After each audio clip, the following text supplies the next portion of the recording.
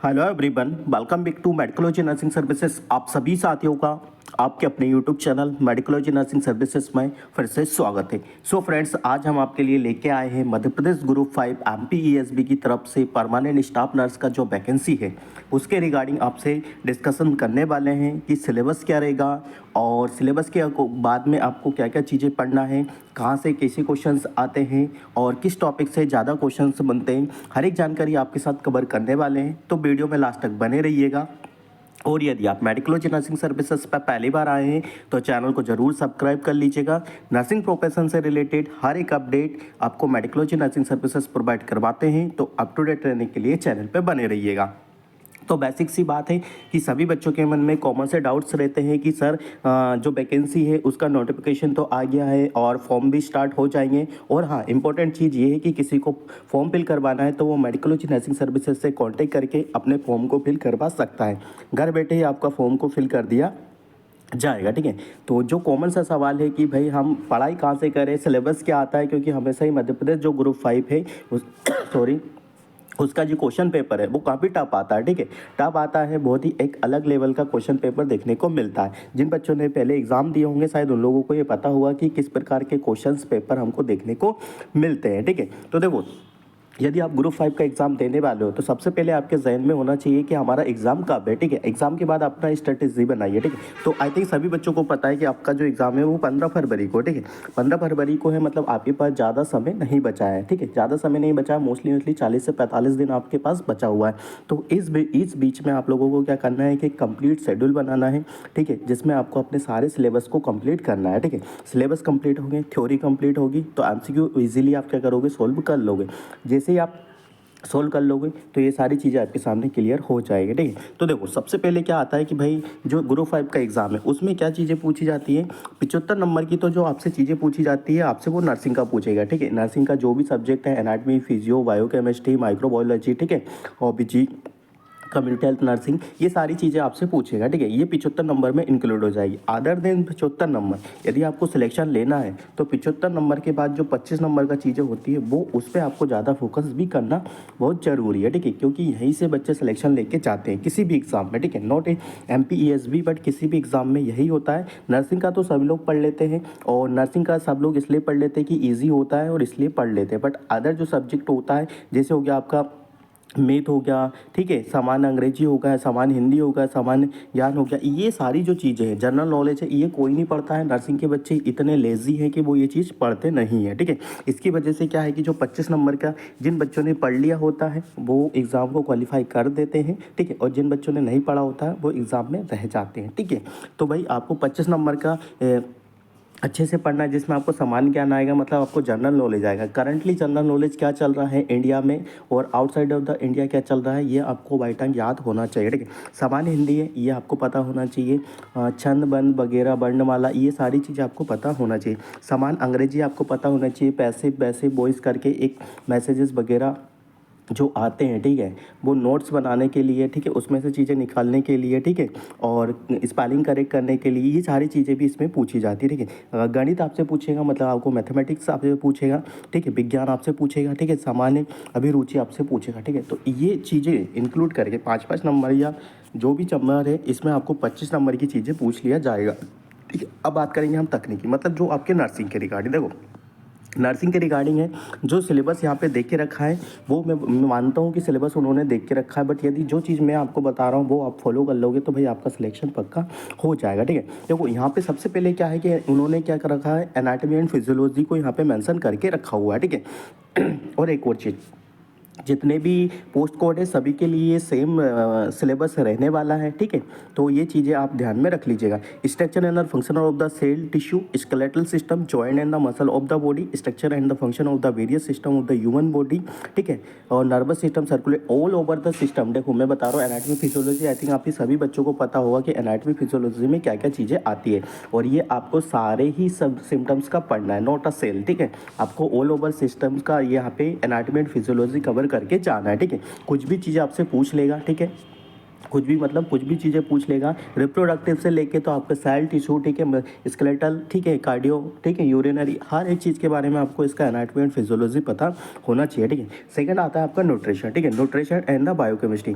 भैया न्यूट्रिशन में आपको देखो यहाँ पे उन्होंने मेंशन किया है macro nutrients and micro nutrients हो गया, cookies rule and the preservation of the nutrients, ठीक है, role of the nurse in the nutrition programme, ठीक है।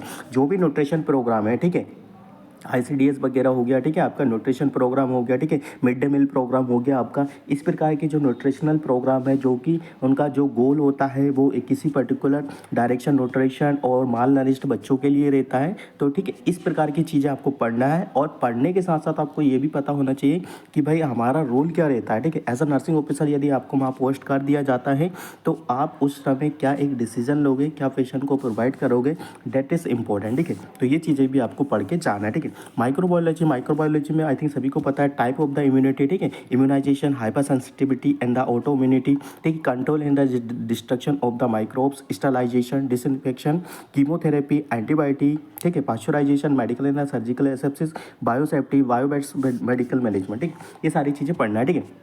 ये आपसे पूछा ही जाएगा, BMW पूछ लेंगे, ठीक है, इन्फेक्शन डिसइंफेक्शन पूछ लेंगे, ठीक है, सबसे पूछ लेंगे, ठीक है, हाइपरसेंटिव इम्यूनोलॉजी, ठीक है, ये जरूर आएगा, IgM, IgD, ये सब आपसे पूछा जाएगा, ठीक है।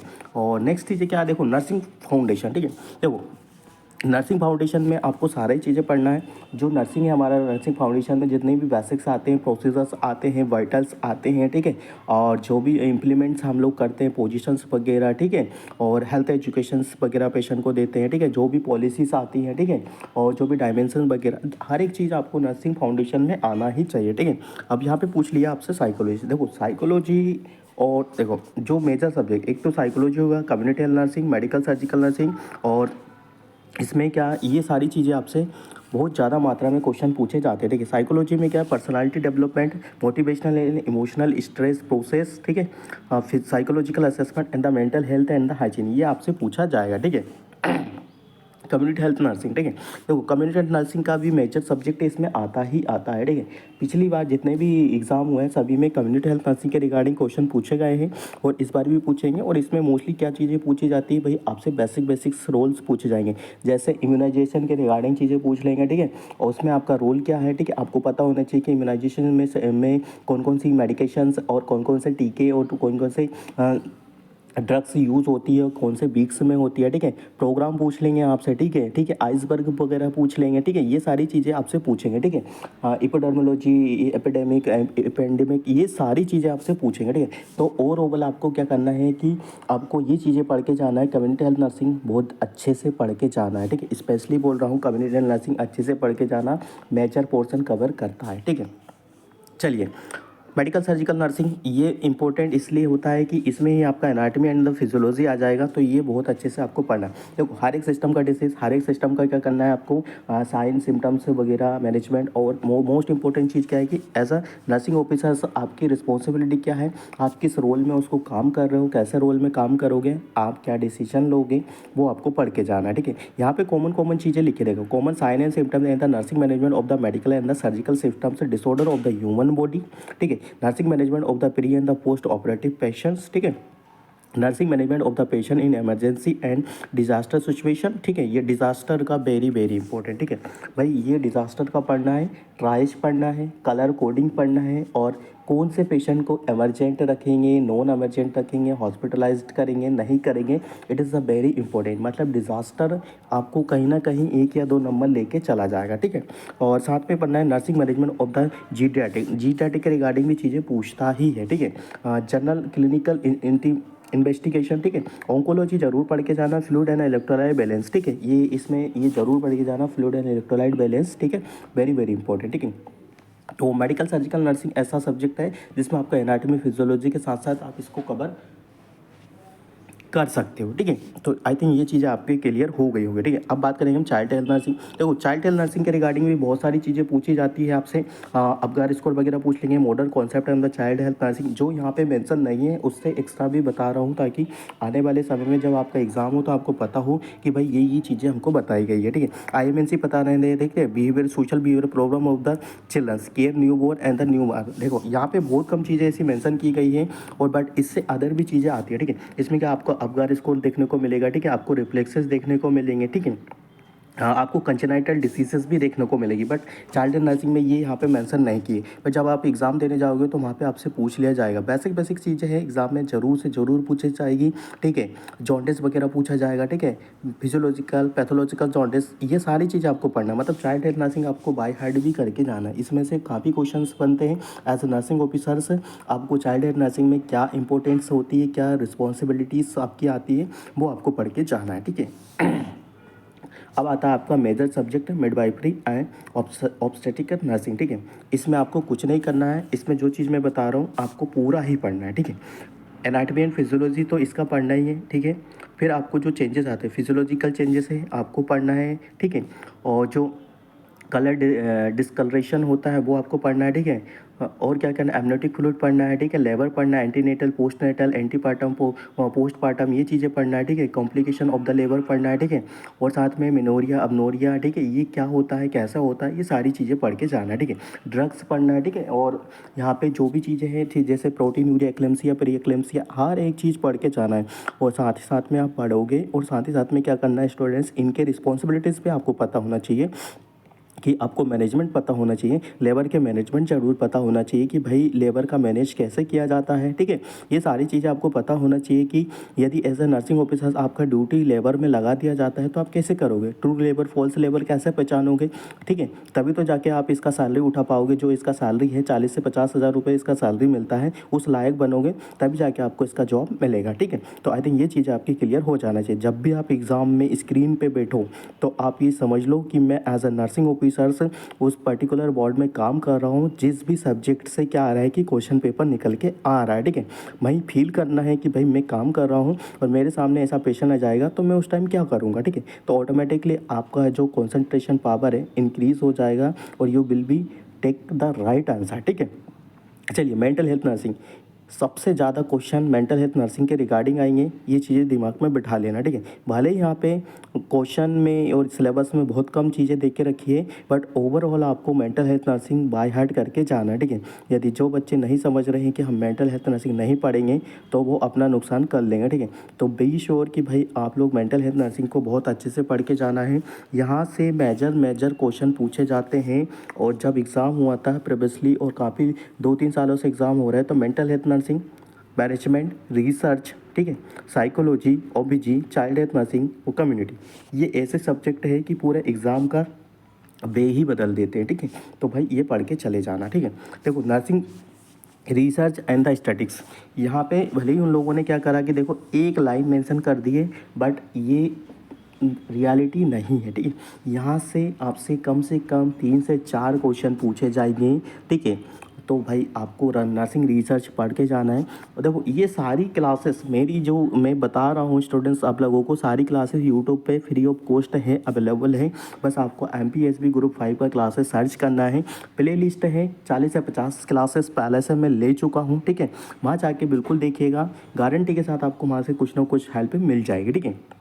आगे आपका जो मोस्ट इंपॉर्टेंट सब्जेक्ट है मैनेजमेंट, ठीक है। मैनेजमेंट क्यों है इंपॉर्टेंट, देखो मैनेजमेंट इसलिए स्टूडेंट कि मैनेजमेंट जो है, ठीक है, मैनेजमेंट से यहाँ से बहुत सारा क्वेश्चन पूछे जाते हैं, ठीक है। स्किल है आपका communication, interpersonal relationship and the human relationship है, गाइडेंस एंड द काउंसलिंग है, ठीक है।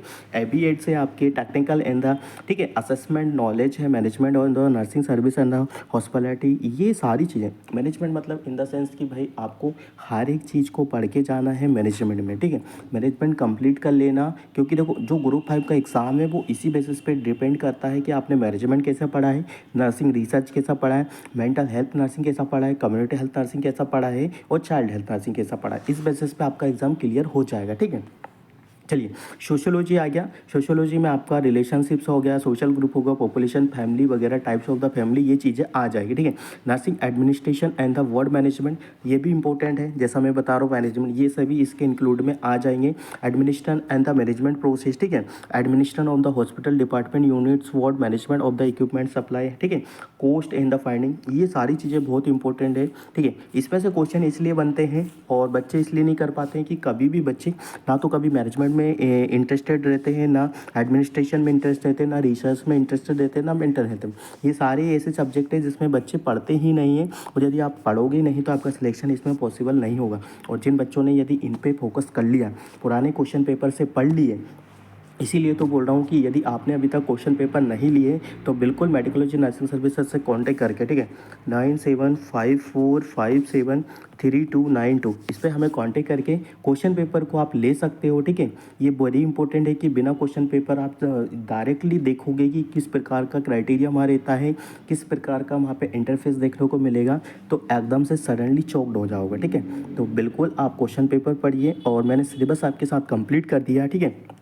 देखो कौन कौन से सब्जेक्ट से कितना इंपॉर्टेंट आता है, कौन से सब्जेक्ट से कितने क्वेश्चन आते हैं, ये तो कोई बंदा आपको नहीं बता सकता, but as a experience as a nursing officers, ठीक है, मैं बता पा रहा हूँ आपको कि भाई इस सब्जेक्ट से मेजर चीज़ें आपसे पूछी जाती है, ठीक है। और मेजर चीज़ें पूछ रहे हैं, और एज अ नर्सिंग ऑफिसर्स वाली ही चीज़ें आपसे पूछेंगे कि आपका nursing as a nursing staff आप काम करोगे तो आप कैसे हैंडल करोगे उस सिचुएशन को, यदि आपको कोई सा रिकॉर्ड मेंटेन करने दिया तो उसको कैसे करोगे, ठीक है, मैनेजमेंट करने दिया तो कैसे करोगे, ठीक है। कोई बच्चा आपके पास आ रहा है, कोई पेशेंट आ रहा है इमरजेंट में ट्राइज में, तो कैसे उसको सॉल्व करोगे, ये सारी चीज़ें आपसे पूछी जाएगी, ठीक है। कोई हार्ड चीज़ें नहीं पूछी जाएगी, बट आपसे बेसिक नॉलेज आपका टटोला जाएगा, और उसमें आपको क्या है, परफेक्ट बनना है। और साथ ही साथ जो 25 नंबर के क्वेश्चन हैं उसको करना बहुत इंपॉर्टेंट है, ठीक है। यदि वो आपने नहीं किए तो आपकी चीज़ें आसान नहीं होने वाली, ठीक है। तो आई थिंक सिलेबस का वीडियो अच्छा लगा तो अपने फ्रेंड सर्कल में जरूर शेयर कर दीजिएगा। क्वेश्चन पेपर चाहिए तो मेडिकोलॉजी नर्सिंग सर्विसेज से कॉन्टेक्ट कीजिए, फॉर्म फिल करवाना है तो मेडिकोलॉजी नर्सिंग सर्विसेज से कॉन्टेक्ट कीजिए, क्लासेस देखना है, प्रीवियसली क्वेश्चन पेपर चाहिए, क्लासेस देखना है तो यूट्यूब पर इसका क्लासेस भी अवेलेबल है, तो प्लीज़ जाके देख लीजिएगा। आपका एग्जाम में ज़्यादा समय नहीं बचा है। वीडियो अपने फ्रेंड सर्कल में जरूर शेयर कर दीजिएगा, इस मेहनत को जरूर लाइक कीजिएगा। हम मिलेंगे नेक्स्ट अपडेट के साथ, जब तक बने रहिए आपके अपने YouTube channel Medicology nursing services पे। Thank you so much guys.